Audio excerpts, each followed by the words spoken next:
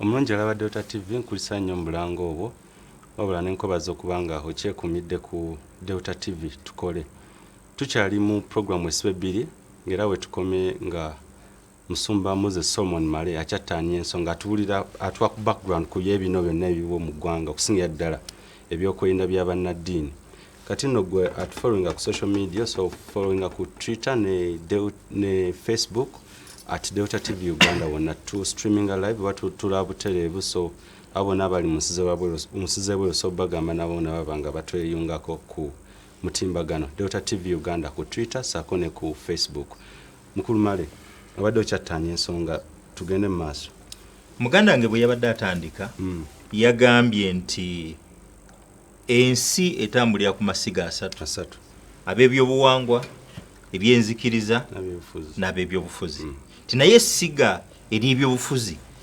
terikomye bukomi ku kubeerawo naye n'okubuutikira amalala gonna bwe ligabuutikira kye likola kwe kugamba nti jangu tubeere naawe ku mpaka bw'oba ogaanye okukkiriza empolampola bwe twafuna obwetwaze 1962 nalina emyezi ebiri gyali gigenda kuwera kuba nazaalibwa 17th August 1962 nga mwenda October 1962 ne tufuna obwetwaze bwe tubufuna ye only peaceful transition gye twali tufunyeeko ng'abazungu batuwa obwetwaze awatali kuyiwa musaayi nti omuzungu atuwadde obwetwaze atusuubira nti tukuze tugenda kukola amasiga gonna gatambule kibe nti onaavaawo onaddawo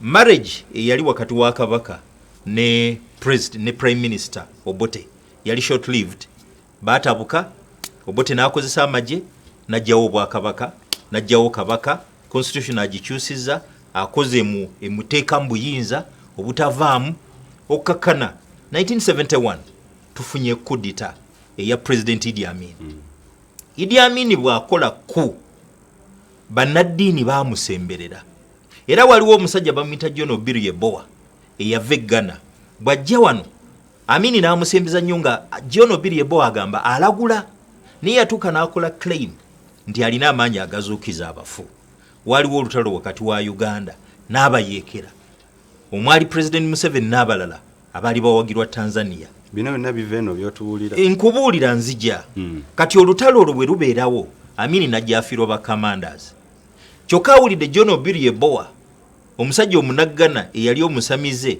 ne yeefuula reverend n'ajja kuno nga yeeyita nabbi n'asika abantu bangi nnyo akoze claim nti asobola okuzuukiza abafu John Obiru President Idi Amin agamba mumutwalire abafu bange bajjeno ba commanders abazuukize bwe baba mutwalira John Obiru Yeboah yadduka misinde yayita Kenya n'abulawo teyadda paka nga Amin bakoze kiba mujjewo bwagenda Amin n'agamba nti gwe mbadde ndowooza nti munnaddiini mbega w'Abamerika kuba musajja yali muddugavu ate nga mu America eriyo black Americans n'agamba nti bannaddiini banjeekera n'aweera enzikiriza zonna n'aleka wezi obukristaayo obukatuliki orthodox n'obuyisiraamu ndoza mbumazeeyo tutambula kakati bannaffe abaali bayeekera gavumenti ya President Amin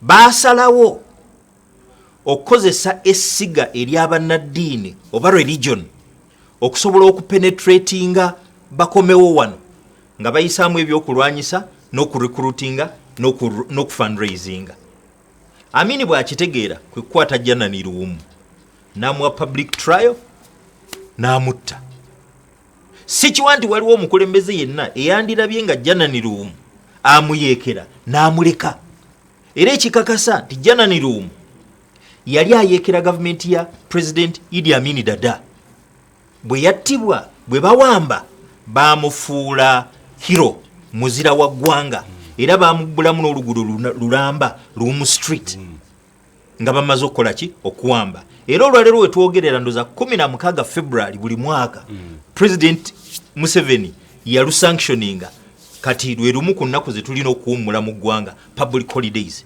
lwaki baalumuwa yeetaba mu kulwanyisa gavumenti eyaliko eya General Idi Amin Dada, Field Marshal Idi Amin Dada. Munaddiini gye buva ne gye bulidda teyandyetabye mu kikolwa ekyo.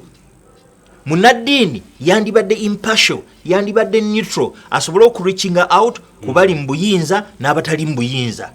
Uganda tulina obuzibu nti constitution yaffe obuyinza bwonna ebuwa president. Tetulinaawo figurehead nga bw'olaba Bungereza erina n'abakyala oba king oba queen ate erina ne prime minister alina obuyinza. Oli abatabaganya mwe mwakubaganya ne muvumagana, mwe muli ba conservative, mwe muli baki Labour, nedda mujje mwe namuli baana bange. Ekyo tetukirina ng'eggwanga era bwe buzibu bwe tukola ki bwe tulina. Kyobola bano tukyakaaba. Now, Amini bwe bamujjako Musumba nkuleetera nzija saagala kunsalako nzija tojja kutegeera we tuli nga tomanyi gye tuvudde. Amini bwe bamujjako waaliwo another coup eyajjako Yusuf Kironderule, another coup nejjako Binaisa, another coup eyali mu byokulonda ne bajjako erijjanta n'egenda, then Obote najja ne Mundu.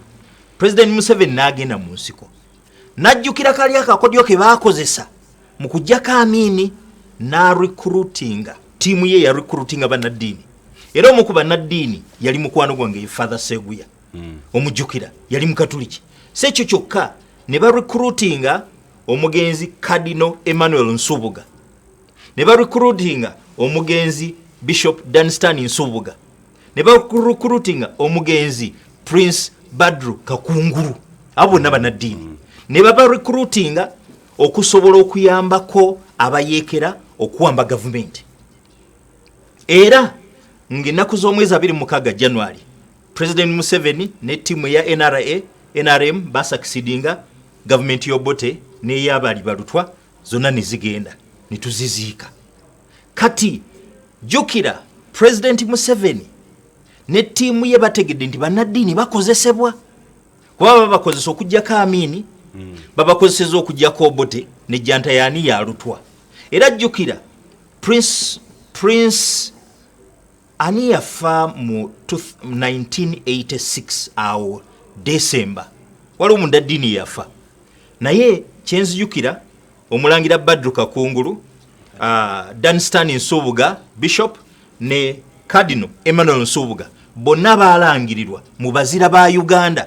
Si kubanga babulira nnyo ekigambo kya Katonda, ne lwakubanga basupportinga nnyo struggle ey'okujjako gavumenti ziri ezagenda. Kitegeeza ki? Kati President Museveni bw'ayingira mu buyinza ye president n'amanya nti bannaddiini basobola okukozesebwa, teyakoma ku kubeekengera, yaleeta programu ya mucaka ne barecruitinga mucaka. Kati bwe barecruitinga mu mucaka n'abalala babayingiza intelligence agencies ne bafuna emmundu ne bafuna ki ne babeera part of the system. Babeera part of the system abamu batandika n'okukola ebikolobero. Njagala ojjukire nti okuviira ddala ku gavumenti ya Idi Amini eyasalawo gatta abasiraamu bonna n'okuwera bali abalala, enzikiriza ziri endala, tewaliwo gavumenti yali ebaddewo netekozesa bannaddiini. Jjukira ne mu 1962 up to 1971 gavumenti ya Apollo Milton Obote yalina ekiwayi ky'abasiraamu ekijuwagira nga mulimu bamasheeka abakulu mu ggwanga. Naam, mwalimu Basheek Kamulegeya n'abalala. Akati okuva kasita bannabyabufuzi baategeera nti osobola okukozesa bannaddiini ky'oyagala. Bwe buzibu kati bwe tulina naye bino byonna bizze bibaawo nga bannaddiini basirika. Obuzibu obulwa essaawa eno nti kukozesebwa kwa bannaddiini kwe kubaleetedde obuzibu. Kasita bakkiriza okukozesebwa, jjukira nti ebikolo biri bibadde bibeerawo, bannayuganda battibwa, bano bamasheeki battiddwa. Ffe nze nawandiikira dda pulezidenti mu 2006 ebbaluwa yiino nga mugamba tulina obuzibu, tulina abagamba nti bakuwagira mu bannaddiini naye ng'ate bakozi ba bikolobero. Abalala bwe bavaayo okwogera bagamba nti abo tebakuwagira, bawakanya gavumenti, baagala kukuggyako, so ng'ate bye twogera ge mazima. Okiwulira? Kati ffe bwe twogera nti waliwo kino na kino na kino, bo nga bagamba nedda abo bakuwakanya. Nze nze mbadde investigated ebitongole byonna binkozeeko investigations naye ne bizuula nti genuinely tulina bannaddiini abali b'ebisiyaga, tulina abakwasi b'abakazi, tulina abafera ababbi, tulina abalina emmundu, bonna mwebali, bonna bannaddiini, abalala bamasheeke, abalala ba reverand, abalala bafaaza, abalala bapasita. Leero bapasita kitalo. Jjukira mu 2011 twalina okulonda wano. Omusumba Luwaga ow'ekkanisa eyagwa Kaleerwe n'akuba mu bawagizi ba President Yoweri Kaguta Museveni Saabalwanyi amasasi ebwayise. Omusumba emmundu yandigijjeewa era yandivudde kuki okuba mu bantu amasasi. Kati emmundu zibawaze, tulina abasumba, genda wano ku Miracle Center, tomanyi agency zonna ziri awo ba victims ziko. Kati kambuuze, munnaddiini akuumibwa emmundu ate nga yateekwa okusabira abalala bafune security, agamba ye atuuke wa Katonda naye ate ye emmundu ze zimukuuma, akumatiza ate ati ddala atuuke wa Katonda. Musumba buzibu ki obuli mu ekyo okubanga security ekuuma abantu abasaba? Mbadde manyi nti mulimu gwa security era okuuma abantu abasinza. Kyanjawulo okukuuma abasinza, kyanjawulo okulaba omusumba nga alina emmundu, alina bakanyama, alina bakabode, alina simanyi eno SFC, eno military, eno ki, olwalaba batambula ni mu kibuga. Omusajja patro ye mukulembera naye munnaddiini akulemberwa atya patro? Essaawa eno bwe bavaayo in case oba abantu batandise oba okutisatisa tosobola genda ku poliisi n'osaba bukuumi obwo, osanga naye oba oyo gweyogerako yali afunye obuzibu obuto. Kati Ssaabasumba bw'ayogera obwo buba bujega olw'ensonga President wa South Korea Chupak eyamutta yali mukuumi we, Kabila eyamutta yali mukuumi we. Bw'oba ogende waffe ekawempe ebwayise petrol station eri awo mu koona Toto, nyiniyo eyamutta yali mukuumi we. Bw'obanga ogenda kwesiga bantu ate ng'oli munnaddiini omumatiza otya nti Katonda gwe weesiga era gw'osaba? Bannaddiini kati wuliriza, tufunye obuzibu nti pulezidenti waffe bw'ategeera nti bano bannaddiini bakozesebwa, kati ate bannaddiini ne batandika n'abazuulamu nti bakola ebikolobero, babasindisemu bambega n'ebirala. Kakati bannaddiini ne batandika okwogera byayagala bawulire. Musumba mu kigambo kimu lindako, kati ate pulezidenti n'afuuka Katonda wa bannaddiini. Okusaba enkuba basaba pulezidenti, okusaba ki pulezidenti, okusaba okuwoda buli kimu. Kati era ne bw'aba agenze mu ssinzizo ekyamazima tebasaba Katonda, sebo pulezidenti twagala kino, sebo pulezidenti tukusaba kino. Kati pulezidenti bw'abanga yafuuse Katonda, bannaddiini bamufudde Katonda. That's why we are here. Njagala osooka ompulirize, bannaddiini kasita baaseeseetuka ne bafiirwa prophetic voice, ne baba nti tebakyasobola kuyimirira kwogera biruma bantu openly, oba babasibe. Nze nkitegeera bulungi President Museveni muyivu. Ekyokubiri ayagala eggwanga. Ekyokusatu tasobola kugamba nti akwata Archbishop Cyprian Kizito Lwanga amutte. Tasobola kugamba nti akwata Archbishop wa Church of Uganda amutte. Tasobola kugamba nti akwata Mufuti Mubajje amutte. Olaba Mufuti Mubajje bwe bamuwawaabira era byagenda okukyuka awo nga DPP yatekinze over prosecution. Bano baali bagyekwatidde nti ffe tumufunzizza ti omusajja wange ne batekinga over case gye yaggwera, mwena mubimanyi. So okiraba nti president mulabufu, president alumiddwa nnyo eggwanga, naye obuzibu kwe kuba nti yalaba nti bano bakozesebwa n'abakozesa. Kaakati ate mpuliriza, yali tasobola kubaleka ng'akimanyi nti bw'anaabaleka abatamuwagira basobola obakozesa kuba baabakozesa, ye yabakozesa. Kakyova olaba nti ekyamazima kiri nti security agencies ziketta bannaddiini. Kituufu tekiriko kubuuza kwonna. Era bannaddiini abamu bali part of the intelligentsia, bali part of the intelligence system. Era njagala okutegeeza emmundu bannaddiini ze balina, waliwo munnaddiini ya importing emmundu wano. Emmundu ani azimportinga wano? Government. Era government yeziwa bannaddiini. Wali owulidde gwe bavunaana nti alina emmundu eteri ya government, ne bano bonna be bagamba nti basse ze emmundu baali bazirese nti zino ze zatta. Kino bagikwata noono. Kansooka nve ku ludda olwa Mwami Siraaji. Musumba agamba nti waliwo kituufu ababaketta weebali. Kino mu ewammwe eyo abakesi mwebalye okikakasa mugundi mu abaketta emizikiti oba abaketta obuyisiraamu kituufu weebali? Ekisooka kya byonna obukesi bubadde mu busiraamu emyaka gye simanyi na kumanya. Wabula njagala kwawukana ne Pastor Male. Ayinza okuba nga ye ebintu abirayo mu perspective eyo. President Museveni ayagala nnyo eggwanga, President Obwekyegeera aganye bannaddiini n'ensonga endala. Naye ka nkugamba ekintu kimu. President Museveni tayagala nko institution yonna eri independent ng'esobola okwesalirawo. Abasiraamu yabamala dda, abo baggwa dda, tebakyaliko na kyakwogera kyonna. Lwaki? One, ekigambo butujju ekyo kyaggwa era olujja bwoti nti oyo mutujju buyeekera awali aba ADF kyuva olaba nti olwaleero ne bwakwata bajamira omukulu n'abasamunda ne bwakwata baani era buli wamu abeera atuna bwati nakasiro wajjudde batujju wajjudde bayeekera. Kati n'omuntu yenna eyandibadde avaayo okwogera ekigambo agawaayi munnange nze ndi mujja na nnyina tanyiga kigambo kyonna, eyo institution ng'ewedde. Olwaleero institution ebadde esigazzaamu kutwanya otwogera ye Catholic Church n'abakristaayo, era mutogikwatako jjagikwatako togikwatako baavaayo ne boogera ebigambo biyitirivu nnyo. President nga naye alaba nga bw'agambye nti baakozesebwako emabega, ye kennyini abakozesaako era abakozesezza gavumenti ezaayita nga tayinza kukkiriza n'olunaku n'olumu Catholic Church kuddamu kubeera ng'erina eddoboozi lisobola okwogera. Era bino writings are on the wall biri clear nnyo. Okutandika okusuulayo ne bagenda okuziika nga Ssaabasumba bw'agambye, ne bajja bakubagiza bannaye nga bitalo naye mutukirize tugende mu bedroom tugyeyo emmundu. Eyo ekyo kyokka kyokka ekikola okikola mu maaso ga Ssaabasumba waliwo message yereese gye bamuweereza.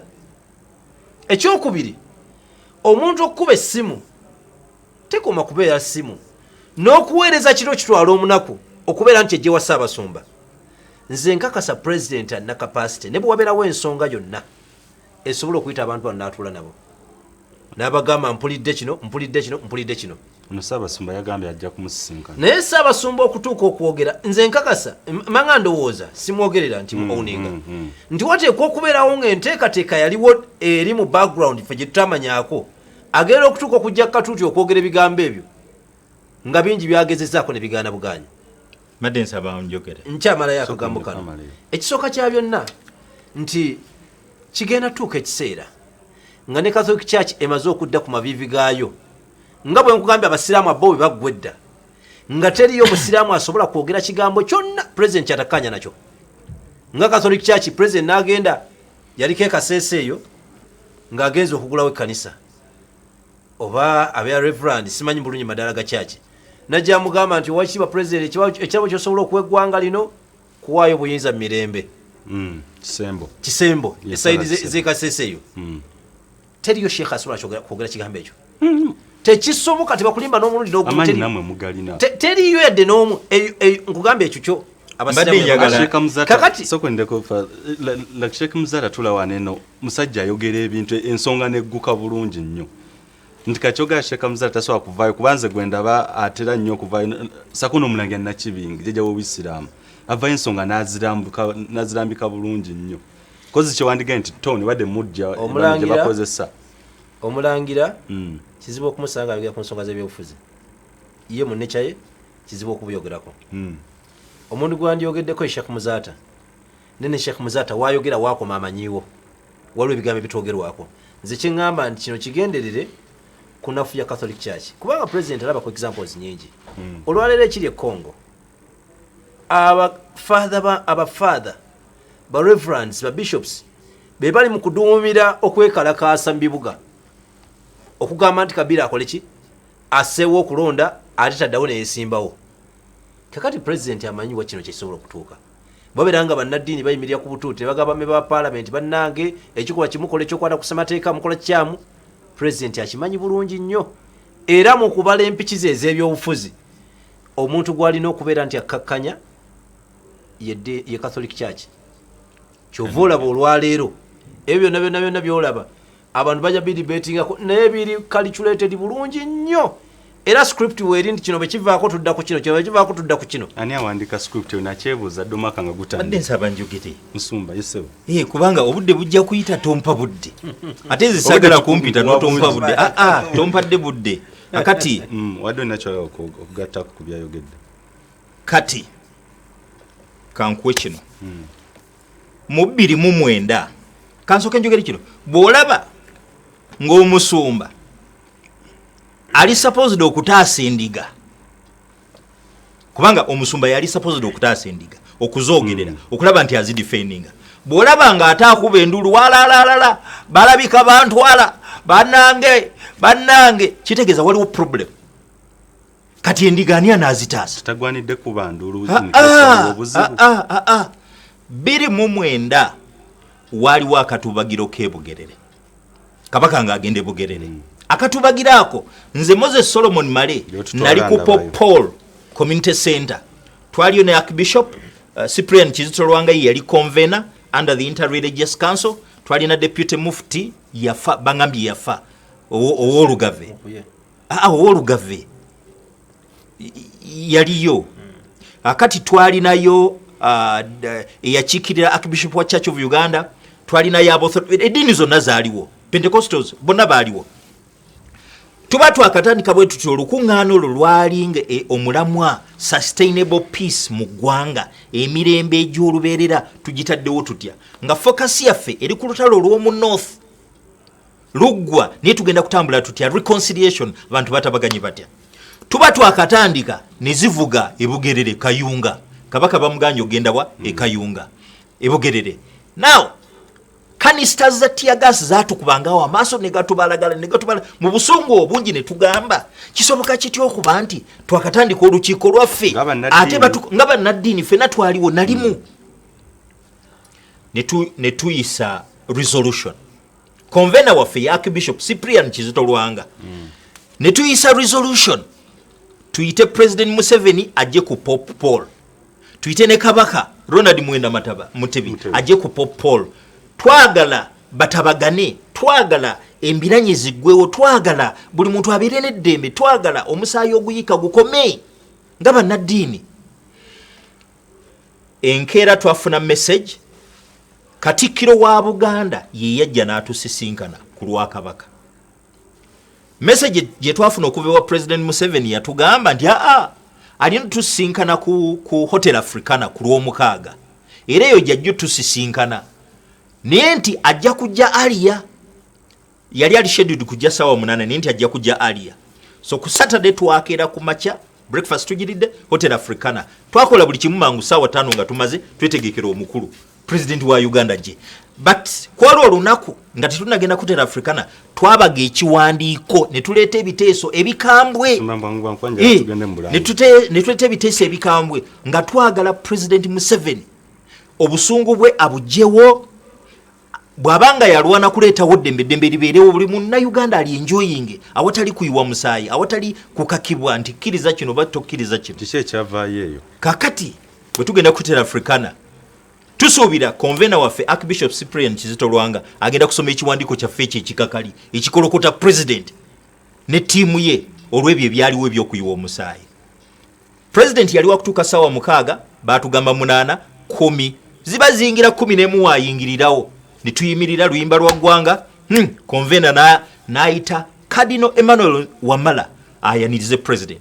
Bamala okola speech, Convener Cyprian Kizito Lwanga kati akuba enduulu n'alyoka atandika okusoma ekiwandiiko kyaffe. Ekiwandiiko kisoma ssebo nga kyambaliga.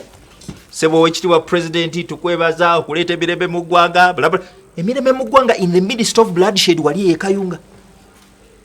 Era olukuŋŋaana luno Inter-Religious Council yategese twagala lubeerewo buli mwaka. Ku luno bwe twalutegeka twa budgetinga ssente bweziti twafunyeeko bweziti, naye tukwebaza n'amuwaano ebiwaanibwa ebitayogerekeka. Ani olwo Cyprian Kizito Lwanga? Dr. Cyprian Kizito Lwanga mu kiwandiiko ky'asoma kyekiwaana President Museveni. Musoma nja kusala tumuzeeko tugendeko mu Bulango tukomewo. Nkimalirize. Omulabi alawa Delta TV katukomewo tuveeko mu Bulango katono nnyo n'ekitundu kyaffe ekisembayo tovaawo.